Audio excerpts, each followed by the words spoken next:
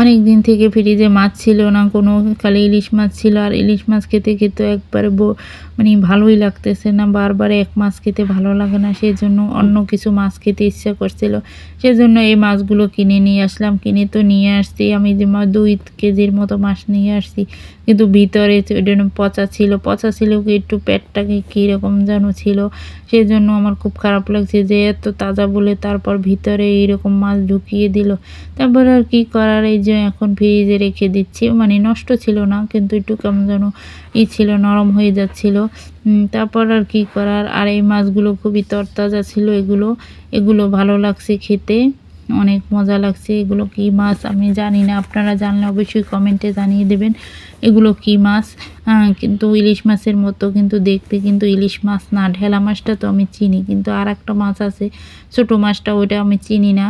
কি আর করার, এই তো এখন রান্না করতে আসলাম আর রান্না করছি। এক সাইডে আমি ডাল দিয়ে দিচ্ছি, চালতা দিয়ে ডাল খেতে ভালোবাসে আমার ছেলে। ও বলছিল যে চালতা দিয়ে ডাল রান্না করো, তারপর ও কিছু চালতা নিয়ে আসলো আর আমি ওটা দিয়ে ডাল রান্না করব। আর এই যে মাছগুলো ভেজে নিচ্ছি, এখন 2বারে ভাজতে হবে, কারণ একবারে কিন্তু সব হবে না, তাহলে কিন্তু ভেঙে যাবে। সেই জন্য এই তো আমি কিছু মাছ উঠিয়ে নিচ্ছি ভেজে, আর কিছু মাছ পরে এখন দিয়ে দেব।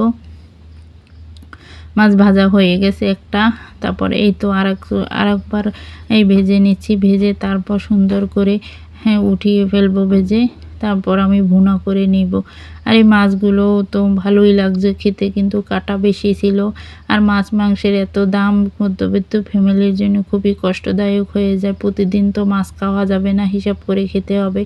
এই জন্য এই তো মাছ ভেজে নিচ্ছি। আর মাছটা ভেজে তারপর কিছু কাঁচা গোলা ছিল, এগুলো আমি ভেজে নিচ্ছি, কারণ এগুলো আমি মাছের ভিতরে দিব। এগুলো ভেজে নিলে কিন্তু ভালো লাগবে খেতে, এই জন্য আমি ভেজে নিচ্ছি। আর আমার মশলা আগেই করা ছিল, সেই জন্য আর মশলা করতে হয়নি, এগুলো করেছিল। আর এখন আমি এই রান্না করছি। আমি পাতা দিয়ে রান্না করতে পারি না, চারপাশ নোংরা হয়ে যায় কীরকম যেন পাতা দিয়ে রান্না করলে। যতই আমি চেষ্টা করি না কেন, আমি কোনো রকমই পারি না করতে, সব মেখে যায়, এই সাইডে ওই সাইডে চলে যায় পাতা। তারপর আর কি করার, এই তো এখন আমি রান্না করতেছি। আর এর আগে তো আমি চুলায় এরকম রান্না করিনি, সবসময় গ্যাসে রান্না করছি। এখন গ্রামে আসছি, এখন তার গ্যাসে রান্না করা যাবে না, সেজন্যই তো লাকড়ির চুলায় রান্না করছি। আর লাকড়ির চুলায় রান্না কিন্তু খেতে খুবই ভালো লাগে। আর এই যে মাছগুলো এখন দিয়ে দিলাম, মাছগুলো দিয়ে একটু ভুনে নিব, তারপর আমি ঝোল দিয়ে দেব পরিমাণে দিয়ে, তারপর রান্না করে নেব। আর মাছটা খেতে খুবই সুস্বাদু ছিল, ভালো লাগছিল। কাটা ছিল বেশি, তারপর অনেক ভালো লাগছিল, সবাই মজা করে খেয়েছে। এই তো আমার রান্না করা শেষ।